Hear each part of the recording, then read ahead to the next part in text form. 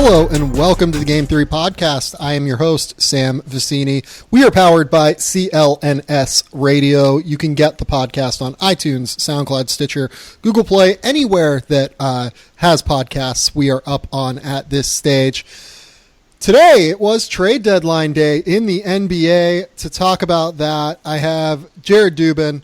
He writes all over the internet about 95 different sports, but I don't know. I would say your first love is probably basketball, right, Jared? That's probably true, yes. Yeah. Our friend Ian Levy has called me prolific freelancer Jared Dubin, and that's sort of I've adopted that myself. Well, I like prolific freelancer. I think that makes sense. What did you think of deadline day? Let's just start there. It was not as crazy, I guess, as it could have been, given the fact that there were names like, Jimmy Butler and Paul George, and even Andre Drummond was floated out there. Like, it was not that crazy, but having said that, it was an interesting day to me, at least. Yeah, I think the story of the day is more inaction than anything that actually happened. I don't know exactly how far down the line Boston's talks got with either Chicago or Indiana for Paul George or Jimmy Butler, but the biggest story of the day seems to be that they apparently, put, at least one of the Nets picks on the table for at least one of those guys, and still wound up not pulling the trigger on either deal. That to me is sort of the big takeaway from the deadline, and the Knicks and Wolves playing chicken with each other and both realizing that they were actually playing chicken with themselves and didn't want to do the deal anyway. That was a weird deal. Let's just talk about that for 30 seconds because I think it's a hilarious idea that I don't know why either team would want to do it, to be honest. So, I think Eric Freeman, I just read this right before we jumped on. I think Eric Freeman had the right take at Yahoo, where he basically wrote that they didn't do the deal because neither one of them actually wanted to do the deal. By the way, we're talking Ricky Rubio for Derrick Rose. It was the proposed idea here. Yeah, he basically wrote that they were discussing this deal for the last few days, and both sides were trying to talk themselves into it, but neither one of them actually wanted to do it, so they didn't do it. Yeah, I don't understand how getting Derrick Rose helps you if you're Minnesota, because Derrick Rose isn't very good right now. And then I don't understand how Ricky Rubio helps you if you're the Knicks, because I guess he's a good perimeter defender, and that kind of fits what you want to try and do. And Kristaps Porzingis' ability to stretch the floor kind of mitigates his problems in terms of shooting the ball. But having said that, do you really want Ricky Rubio's cap hit on your books for multiple years now? I don't really get that part of it. Yeah, I don't want to talk about the Knicks too much because they didn't actually do anything. But, basically what I said earlier today was, it's a perfectly fine move that would have been okay for them to make, that fans are going to be nuts that they didn't make because it was openly talked about for the last 4 days. Yeah. It's not a big deal at all if they didn't make it. To me, the more egregious non-moves were not getting, picks, whether it was firsts or seconds for guys like, O'Quinn or Courtney Lee or Brandon Jennings, who don't really have a role in the team, going forward if they're going to rebuild, which, they should. Yeah. Well, let's go to this idea of inaction around the league. And the funny thing is, and this is how I wrote my big thing at Vice and kind of framed it, right? So if you look at the last 10 or 11 days, this was unquestionably a very busy trade period, right? You had a top 12 player in the NBA get traded. You had Serge Ibaka get dealt. You had today's Nerlens Noel deal where the Sixers finally get rid of one of their centers. Taj Gibson and Doug McDermott go to Oklahoma City. This was Lou Williams gets traded. I didn't even say that. This was undoubtedly a very busy trade period, I think. There's no one that can say otherwise, but today I think that everyone was just looking toward the Celtics to do something, and it never happened. How do you feel about the fact that the Celtics just kind of kept the status quo at this stage? But by the way, I agree that it was a very busy trade period. There were a lot of deals that happened. Kyle Korver is one that you didn't even mention. A lot of players got dealt. A lot of good players got dealt. Mason Plumlee for Yusuf Nurkic. Right. It's just that the most substantial player that got dealt on deadline day was, either Taj Gibson or Nerlens Noel, which is not a huge deal. Yeah. So that's, I think, why people are a little bit, in the immediate after hours of the deadline, quote, they're like saying that, it was a blah deadline, nothing happened. Like, it's because all the action went down beforehand. Yep. But about the Celtics, I think that people have sort of divided themselves into two camps. There's I can't believe that they won't give up these assets for Paul George or Jimmy Butler camp. Like, this is the reason that you stockpile all these assets in the first place, so you can go get one of those guys. If you make that Nets pick, one day it might turn into somebody as good as Paul George or Jimmy Butler. And then there's the camp of, they want to extend their window so they're not just contending this year and the next few. They want to contend for the next 10 years. And barring getting a perfect deal on your terms where you give up exactly what you want and nothing more, then you don't take the deal. I'm not really sure if I fall into either of those two camps. Like, I think that, yes, you do stockpile all those assets to get a guy like Paul George or Jimmy Butler, but that doesn't mean that you push all in to exactly what they want to get those guys, because it's not like those assets are going away. Yeah, I floated the theory earlier in the day that Ainge might be sort of 2007ing this, where he's waiting to see the lottery, and if that pick is actually number one, then they'll make it, and they'll try to go in free agency, and they'll dangle that 2018 Nets pick and something else. And if the pick is not number one or number two, I'm sure he has a number in mind where he's willing to deal it if it's outside that number, and he's not if it's inside. Then he'll try to go after George or Butler again when the season is over. I feel like that's kind of the way he's playing it. Like, those guys could still be available. Like, they're not getting traded between now and then. They could easily be available at the draft. They could easily be available in free agency. So I don't think there was necessarily a need to push all in today. Like, obviously, it would have given them a better chance in the playoffs in May and June, depending on how much they gave up. But, if you were giving up, one of the things I saw floated out there was that, Indiana wanted 3 out of the 4 guys of Crowder, Bradley, Smart, and Brown, and the picks. And that's you're severely depleting everything you have on your roster. Yep. And now all of a sudden you only have one guy that you can throw against LeBron, and you may not have, your best guy to guard KYRIE, and you may not have anybody to guard Kevin Love, and you've already shot all of the assets out there. So it's a balancing act to me, more so than being staunchly in one of those two camps. What did you think? So here's what I think a lot of people don't kind of understand. They get starry-eyed, right, and just want this player who is already this elite talent to come to their team.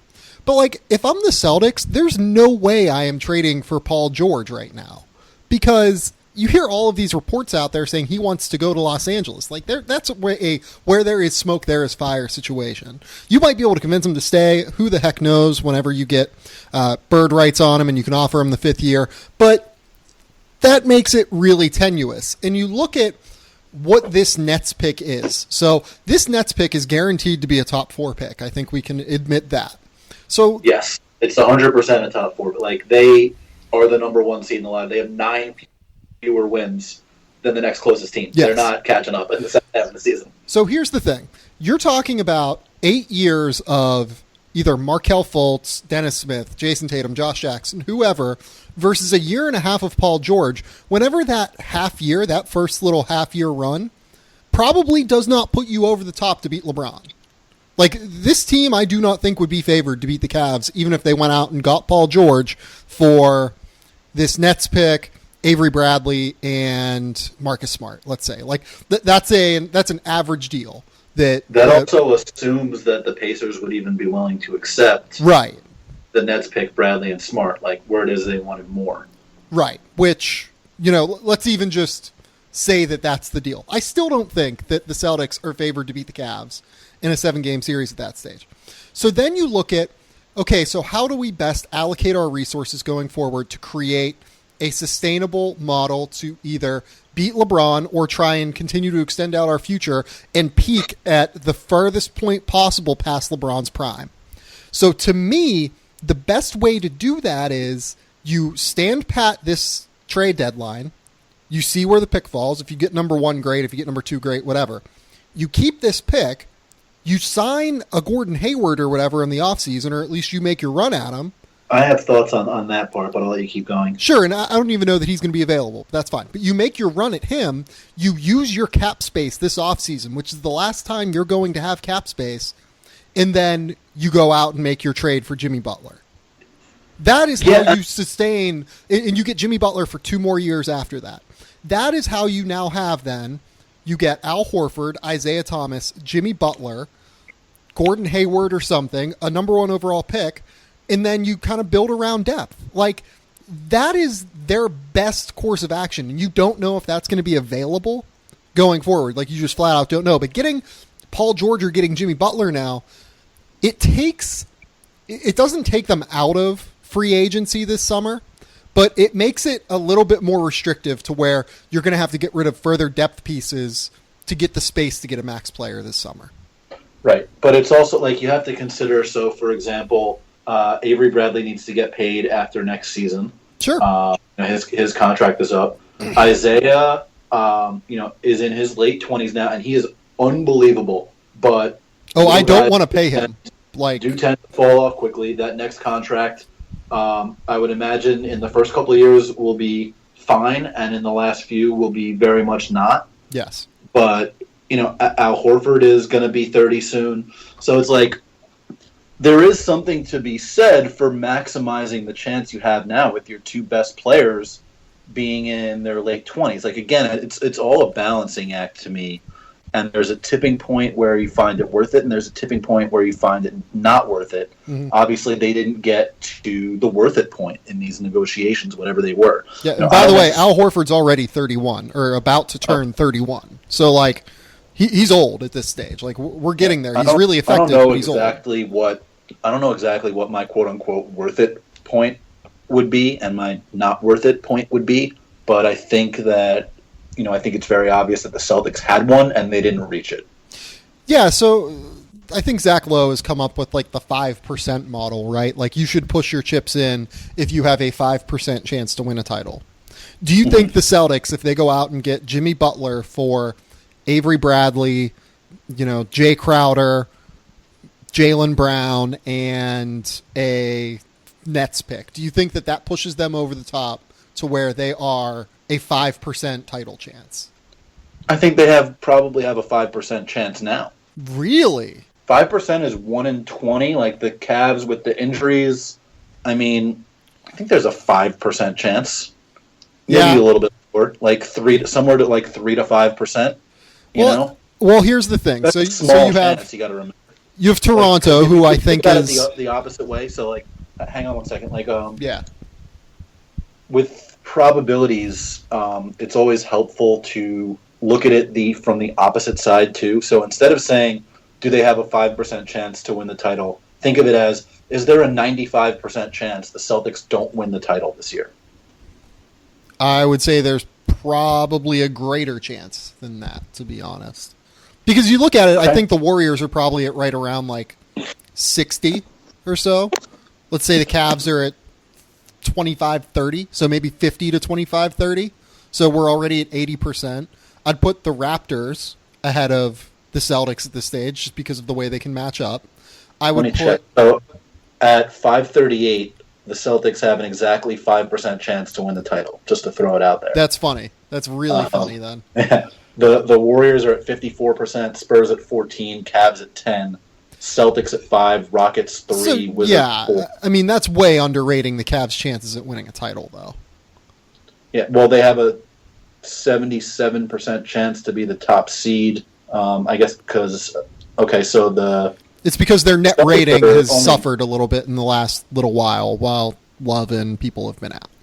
Right, and Boston's only 2 games back of the 1 seed, so they have a 20% chance at the top seed right now, which I would imagine factors into that 5% title shot. Like if they drop down to a 10 or 12% chance at the top seed, I would bet their title odds go significantly down. Yeah. I don't know. I'm not I guess I'm just not a huge believer in this team as a championship team yet. I think that they can be in the future, and I think they're growing toward it. And if you made me guess, like if you could pick any roster in the NBA to have right now outside of the Warriors for the next 6 years, who would you take? Would you take Cleveland still? I don't know. There's uncertainty there because guys aren't locked in. Yeah. I mean, neither are some of Boston's guys, but there's so much ability to replenish there, whereas Cleveland doesn't have that. Yeah. Yeah, that's tough. I might just take Giannis. just take Giannis and go. Yeah. Regardless, I think that the Celtics couldn't. Whatever they did today, I don't think they could make the wrong choice. You know, like Right. maybe they could have pushed you in. give yourself a better shot. You don't make the deal, you can still make it in the future, and you're still a good team. Right. Like maybe they could have pushed into the future and or pushed in now and then like dealt with the future in the future. But regardless of what they were going to do, it was always going to be a situation where they are, I think as Zach Lowe put it in his awesome thing on the Celtics today, I would suggest everyone go reads that. They're the envy of the league in terms of assets right now, and they should be. Oh, I didn't see that. I'll have to read it after we get off. It was similar to what we're talking about. Like they couldn't make a wrong decision, but they also probably couldn't make a right call either. Let's move on, though, to some of the deals that did happen today and over the last, let's say, 48 hours. The biggest deal to me was Nerlens Noel going to Dallas. Nerlens Noel gets dealt to Dallas for Andrew Bogut's deal, but the big pieces here are Justin Anderson and a first-round pick that will likely convey into 2 second-rounders over the course of the next 2 drafts. So yeah, we should just call that 2 second-rounders. We should, yes. They're 9 games back of picking 19th right now, and it's predicted 1-18. They're not making up 9 games over the last 25. Right. Which, it's a weird deal to me where Brian Colangelo would accept that at 1-18 and then have it just transferred to 2 seconds, but, you know, whatever. Having said that, what was your initial impression of this deal? My initial impression was basically that they didn't want to pay Noel whatever his next deal was. Yes. Almost no matter what. That was the thing that sort of stuck out to me. Yeah. They wanted to get off of that responsibility. You know, whether it's because they felt that they wouldn't be able to trade him on a bigger deal, whether it's because they didn't think they were going to be able to find time for him with Embiid, Simmons, and Saric in the front court. Whatever the reason was, the thing that stuck out there was they didn't want to pay the next contract, and they wanted to get some value for him while they could. I don't think they really necessarily got great value. Like I think Justin Anderson's an interesting prospect, but the fact that like they got a pick that is 2 second-rounders, like it's not a first. Like I know their press release said they acquired a first-round pick. No, the Mavs are not picking 19th or later this year. And then Bogut, they're apparently in the process of waiving. So really, it's Justin Anderson and 2 seconds for Noel. And look, I don't think it's a horrible deal, but I think they could have done better. And I'm surprised that because it was the first deal of the day and it was like 3 hours before the deadline. I would have expected them to go down closer with it to see if they could get more out of it, see if they could loosen up that protection a bit. Yeah. So I guess here's my thing with this deal. The first thing that it said to me was, and you can throw the Boogie deal out with this, I think, because it just does not apply in any way to any sort of prospect and deal valuation. Like that is an outlier trade. But what I do think it says is teams are starting to realize that the big man market is oversaturated and don't want to overpay for one-way big men right now. So you look at what Mason Plumlee, they had to give up to get Mason Plumlee in Denver. They had to give up Yusuf Nurkic and a first-round pick, right? Like that seems like a pretty big price, but Nurkic wasn't playing for them at all, and a first-round pick to Denver really means nothing. In this deal, that's probably a better package than this deal, to be honest. But you look at just how many big men are out there on big contracts and on big money right now. And I think teams are recognizing we need to find a better way to allocate our money, given the way that all of our coaches and all of our front offices are demanding that we try and find ways to downsize our lineups, not upsize our lineups. So I think that right now the demand of wings has grown, or demand for wings has grown, whereas the supply has stayed the same, and it makes wings incredibly valuable around the league right now.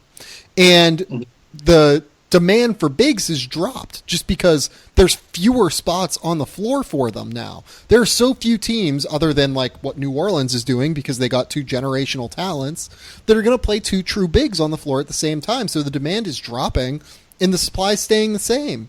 So the value on those guys is falling. The value on wings is rising. And that's why I like taking a flyer on a guy like a Justin Anderson who, he fell out of the rotation in Dallas, but it seemed like it just got to the point where Rick Carlisle couldn't trust him. And that's, if you know anything about Justin Anderson, it's not really all that crazy because, people around NBA draft circles and stuff have heard for a while that he can be difficult. He's very intelligent. He is very, he's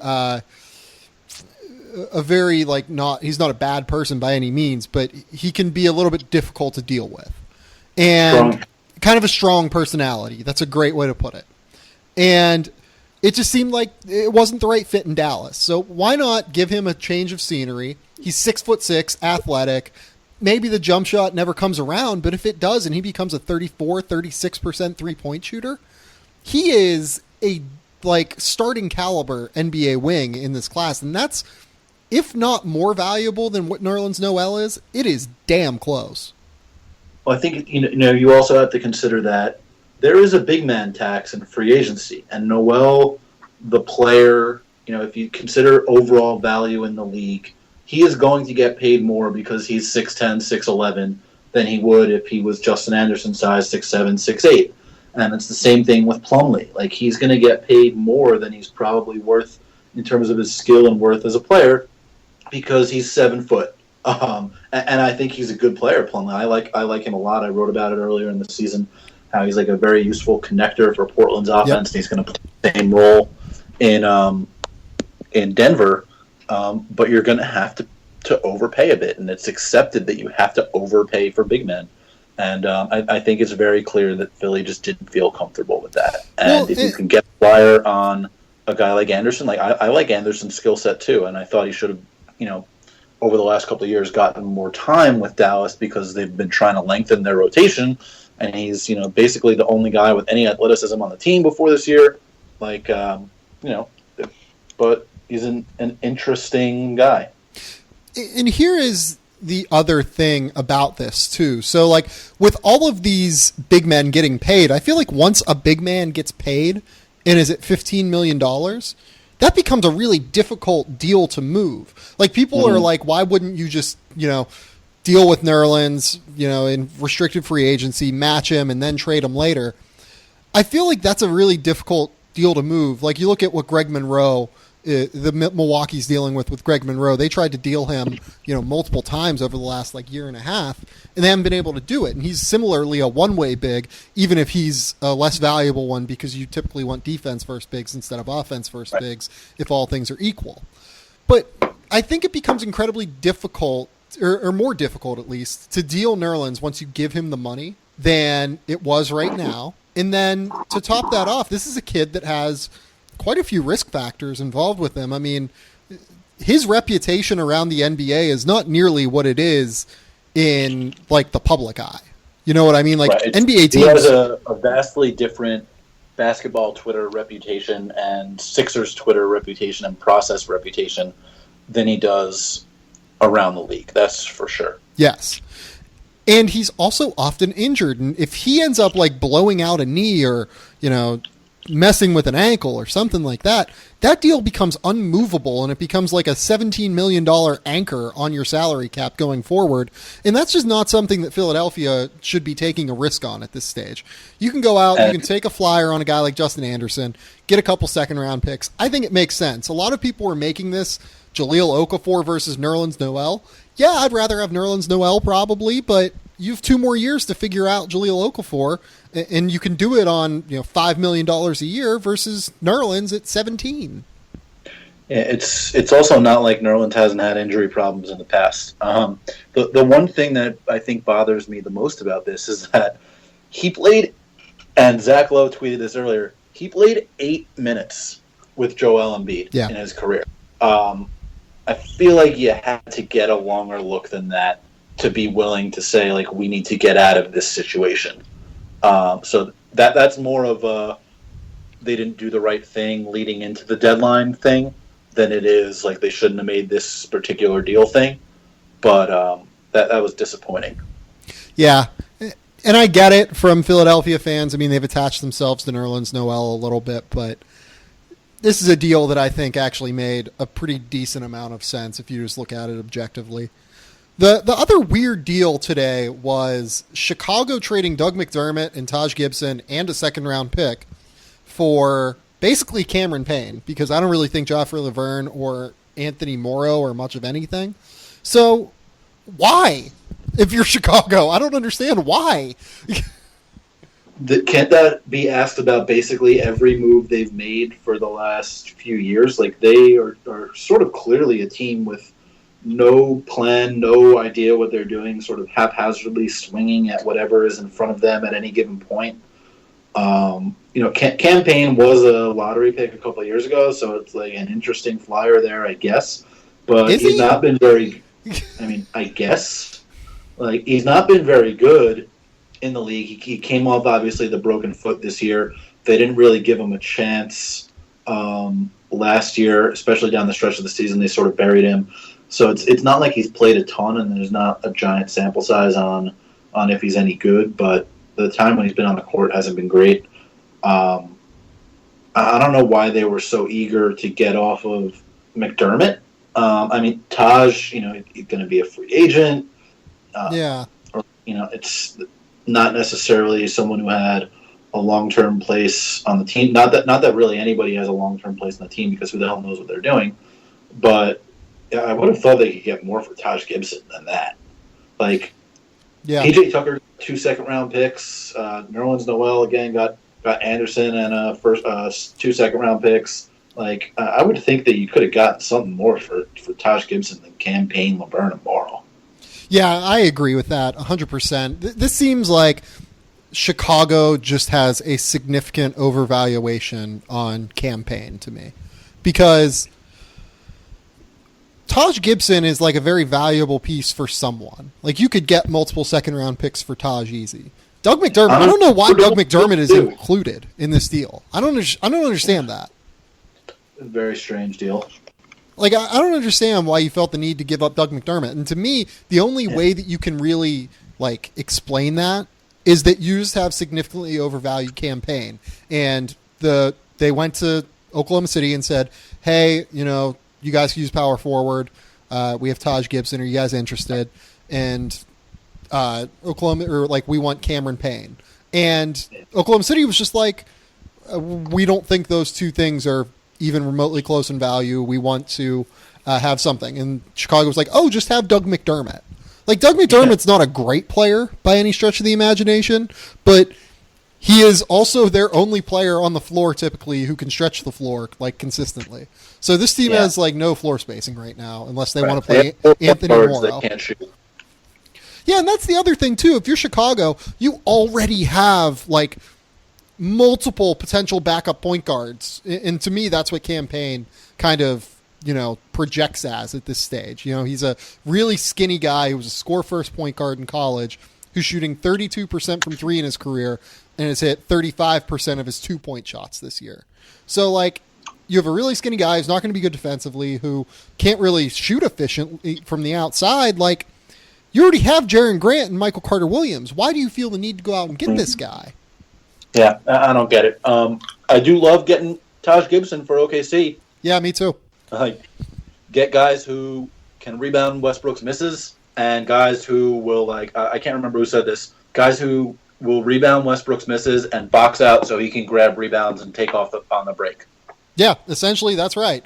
And the other thing is, too, like, The 4 was like kind of a sneaky bad spot for them this year because Domantas Sabonis. I was watching the Pelicans earlier today. Domantas Sabonis really hadn't been all that good since the early start where he had shot I think 42% or something, 40% from 3, and kind of got people excited. He really hasn't been all that good for them in the starting lineup, and you can run out Taj Gibson lineups with Enes Kanter to kind of insulate him a little bit. You can run out a really nice Steven Adams, Taj Gibson front line that's going to be awesome defensively and kill the offensive glass. And then with McDermott, I think that my favorite idea here is that they can run out Jeremy Grant and Doug McDermott lineups where they both insulate each other so well in terms of just having very complementary skill sets. Yeah, I mean, look, the front line is going to be a little bit ballsy with Gibson playing next to either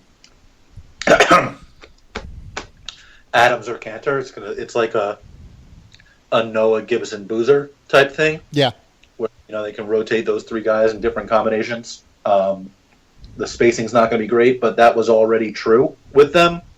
Not like it, getting Taj Gibson kills their spacing now. Plus, they got McDermott who can loosen things up. He's probably better suited to being like a stretch 4, and that's what helps about having Grant, like you said. I think they can play next together too. I like that idea a lot. Yeah. Overall, a really nice win, I think, for Oklahoma City, and then Chicago. I don't even know. 2 trades for scoring guards off the bench that I really liked. The Lakers dealt Lou Williams to Houston for a first-round pick. The Nets deal Bojan Bogdanovic, who I think is really having a sneaky good year, and a lot of people haven't recognized that, to Washington for Andrew Nicholson and a lottery-protected first-round pick that should transfer this year. So Washington gets off of this Nicholson deal, which has turned into a disaster for them, and only has to give up like the 21st overall pick in the draft. And gets Bojan Bogdanovic, who, he's averaging 14 points a game, 57% true shooting, and will have restricted free agency rights this summer on him so they can keep him and hopefully allow him to grow into this role off the bench for them. That deal, I think, is probably the biggest win-win because the Nets obviously need draft picks in the worst way because of, just the ill-cited Celtics deal. But, I really like that deal for both teams, and I really like the Lou Williams deal too. It was just overall really smart. Yeah, I thought the Nets had a really good deadline. They made that deal, and they traded basically, a nothing pick for KJ McDaniels. Yep. They gave a top 55 protected second rounder to Houston for McDaniels, who everybody thinks is really interesting and has just never gotten a chance to play. I think that was a nice fringe move for them too. Just see if he can turn into something. Give him some run these last 25 games or so. Yep. And again, stockpiling any picks is good for them. They've got 2 picks in the first round this year, and they don't have their own obviously, but now they've got Boston's and Washington's. So it's going to be 2 picks in the mid to late 20s. It's a good draft, a deep draft, so it gives them a chance to add talent where they don't have a lot of those kind of chances over the next few years. So I like that deal a lot for them. And yeah, Bogdanovic makes a lot of sense for Washington as a shooter off the bench.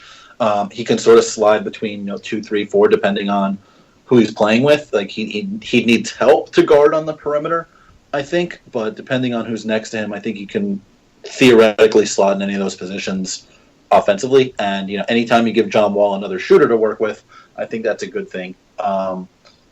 Lou Williams and Eric Gordon playing together off the bench is going to be hilarious and fun. They're just going to run up and down the court, jacking jumpers. It's going to be great. I think it would have been interesting to see them get a guy who was more of a creator for others than a creator for himself. But as long as they have another guy who can create off the bounce and get his own shot, I thought that was a good thing for them to add. Yeah, no, I agree on Lou Williams. I was thinking at first, maybe they should have considered allocating that pick in a different manner, maybe try and go out and get a Wilson Chandler instead, a bigger wing or a Jeremy Grant type or a Andre Roberson type or something. But in the end, Lou Williams is just such a good fit in their system that it made sense to give up that pick for him and the assumption that you get off the Corey Brewer deal pretty easily here. So you look at that deal, that's really nice. You look at the Bogdanovic deal, that's pretty nice. I agree with you. The Nets did really well today. They took a shot on KJ McDaniels, which is a pretty interesting flyer to take to me. He is not nothing. We've seen him be relatively successful with Philadelphia in the past, so why not? The other deal that I felt was interesting today was PJ Tucker going from Phoenix to Toronto. PJ Tucker is a really good defensive player. Shoots it at 34% to where, like, you can't just not close out on him. Like, you have to at least get a hand up, and, you know, he at least provides, like, gravity from the corners in a way that a lot of other shooters don't. So what were your thoughts on this deal as soon as you saw it go down at, like, 3:07 Eastern time when it was announced? Right. So the first thing that I saw was, I can't remember who tweeted out, but somebody that was at Suns practice or shoot around or whatever it was said that Devin Booker said to PJ Tucker, I told you weren't going to get traded. And then 30 seconds later, Woj tweeted out the trade. Oh, that's horrible. So that was pretty funny. They dangled him on the block for weeks trying to get a first-round pick. They wound up taking on Sullinger's contract and getting 2 seconds out of it. There are worse deals to make there. They at least got 2 picks out of it.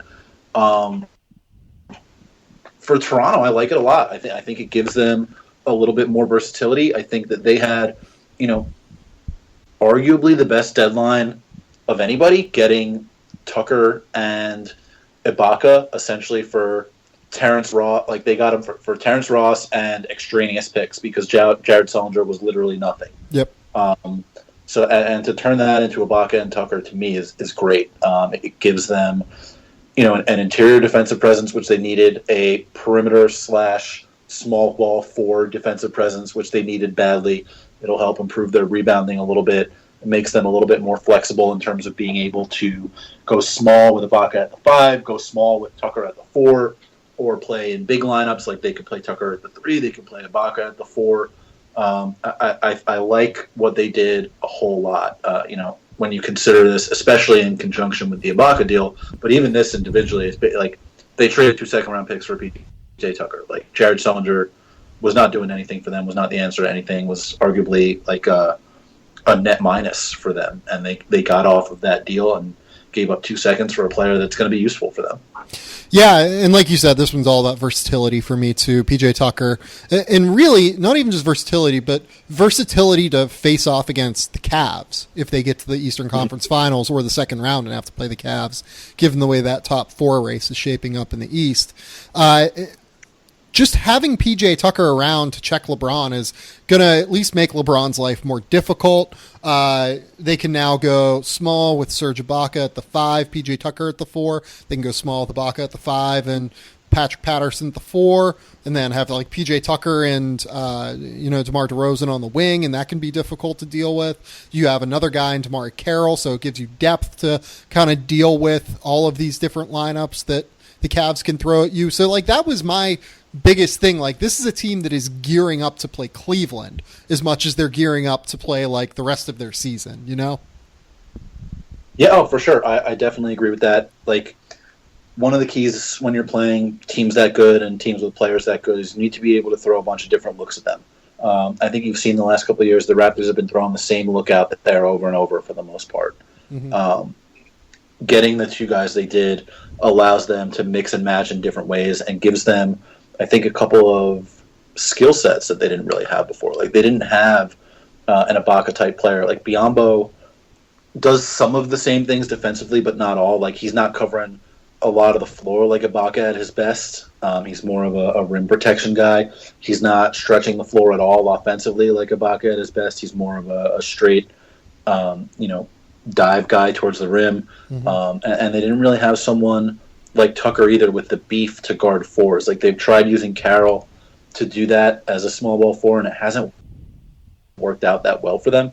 And then, if the other team goes small and like, is Patrick Patterson guarding LeBron? If they go to a Kevin Love at the 5 and LeBron at the 4 lineup, that's not necessarily something you want either. So then all of a sudden you're cross-matching 3 different guys this allows them to slide into a little bit of a different look there when they get Tucker. So I liked what they did a whole lot. Yeah, definitely. And just a few other quick notes here. Cleveland seems to be in pretty good shape now to get a buyout candidate and a buyout guy. Looks like it's going to be Darren Williams, according to reports out there on the internet. He's the playmaker that LeBron wants. I don't know how much he actually helps once we get into the playoffs, but he at least takes enough of a playmaking, shoulder or load off of LeBron's shoulders. That's nice, right? Yeah, absolutely. And I called this back in early January when LeBron said that he needed a effing playmaker. I sent out, I can't remember what the exact tweet was, but I was like, in the future, vertical sources, the Cavs acquired Darren Williams for 8 pistachios. Yeah, really. And that's basically what they're going to get. And maybe they'll get Andrew Bogut, too, after he gets bought out. Yeah, that'd be interesting, too. He'd be a kind of a nice fit for them, I guess, but a lot of their value is going small a lot of the time, especially against the Warriors. It just gives them another thing they can do. Yeah, that's a good point. Ersan Ilyasova is going to Atlanta for a second-round pick swap, and Thiago Splitter's contract, essentially. It's sad what happened with Thiago Splitter. He made a bunch of conceptual sense for Atlanta at the time that they dealt for him, and he just hasn't been able to stay on the court. He's a good player when he's out there, too. Yeah, and I hope that he can get healthy. I mean, it seems like these issues with his legs have been recurring. They're muscular issues, right? Something like that. I don't know what the exact thing is. Speaking of Atlanta, though, by the way, so this is my favorite deal of the day. Atlanta traded Mike Scott and cash to the Suns for a protected second-round pick. In the deal, also, they sent the draft rights to a player named Cenk Akyol. Oh, Cenk Akyol, yeah. Let me tell you about Cenk Akyol, okay? He was drafted with the 55th pick by the Suns back in 2005. Okay, he never came over to the NBA though. He actually, somebody told me this earlier today. I did not know. He came over during the summer twice to work out with the team, but never wound up sticking. But so he was drafted in 2005. For 9 years, they held his rights. Traded him in 2014. He's now been traded 5 times in the last 3 years. Yep. And once was back to Atlanta. And then Atlanta just traded him again today. Yeah, it's a really weird thing. I don't know why they keep moving his rights. He's played for most of the big clubs in Turkey, Galatasaray, Anadolu Efes, Besiktas. He's played for... He's not a bad, European basketball player. He's just not an NBA player, and that's fine. Just a weird set of coincidences, though, that he keeps getting dealt in these deals. Right. They got him back, his rights back, I believe, in the Korver deal earlier this season. Is it the return of the Ak? Oh, I love that. It actually might be pronounced Akyol, if I remember it correctly, but we're going to pretend it's Akyol. Yeah. Just some other random notes here. Houston made a few trades today to where they are now $3 million under the salary cap. Right. They basically loosened some stuff up so they could get a buyout guy. Yeah. Instead of making the Wilson Chandler trade that you mentioned, they're going to find somebody on the buyout market for a couple $1 million. Yeah, which is not a bad idea for them. I'm trying to think if there's anything else. Oh, what is Sacramento doing? So they make obviously that's a question, but they make this deal to get rid of DeMarcus Cousins and essentially tank, but and then you talk about character matters. Then you keep Darren Collison, Ty Lawson. You keep Ben McLemore on the roster. Not that he's a character issue or anything. You keep, Anthony Tolliver, who could be interesting for someone. You keep Costa Koufos, who could be a decent big guy somewhere. It was just what are they doing? Aaron Aflalo is another guy that was being discussed. I don't understand how you end up keeping all of these veterans who have no value to you on your team. Yeah, who knows? Out of all the people I talked to this week, there were 2 people that thought the Kings did a good job with their Boogie trade. Obviously. Did you talk to 500 people? Yeah, I talked to a lot of people, obviously. Nobody knows what they're doing, but that's not really a big change from ever. with them. Yeah. Like nobody has really ever known what they're doing. And I was surprised they didn't deal some other guys out of there today to get, like you said, if they're going to rebuild, like why not stockpile on more stuff? But I think that a bunch of teams that are quote unquote rebuilding didn't really get a lot of assets for that. Like we talked about the Knicks earlier. They're rebuilding. They didn't get picks for their veterans that aren't going to be contributing. Mm-hmm. You look at like Orlando, like they made their Ibaka move earlier, but they didn't do anything else today to get more rebuilding ammo. I'm trying to think like who else is clearly not doing anything. Phoenix got 2 seconds. Yeah. I guess Dallas is the rebuilding team that did the most, and they got a player. They got Noel. Yeah. I'm trying to think. Like, is there anyone else that like really could have sold? I think one of the biggest drivers of inaction at the deadline might have been Miami going on their crazy run. Yeah. Like because they were whatever they were like 10-31 when that started or something like that. Yep. And if they had continued to lose, like I think you would have seen Dragic on the market, you would have seen Waiters on the market, you would have maybe even seen Whiteside on the market. But them getting up, they're whatever it is, 2.5 games back of the playoffs now, and they're keeping those guys. They're going to try to make the playoffs, and if they don't, like fine, they have their pick. Yeah, no, I agree with that.